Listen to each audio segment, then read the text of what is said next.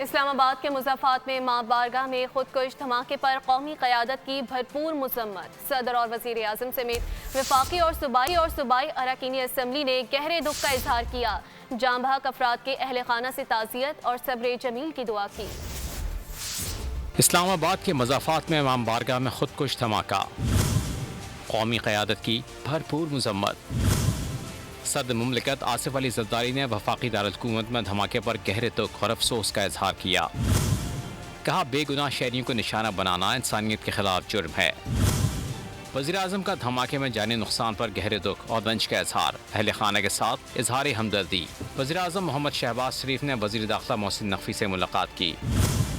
واقعے کی مکمل تحقیقات کر کے ذمہ داران کے فوری تعین کی ہدایات جاری کی۔ چیئرمین پاکستان پیپلز پارٹی بلاول بھٹو زرداری کی اسلام آباد میں خودکش حملے کی مذمت۔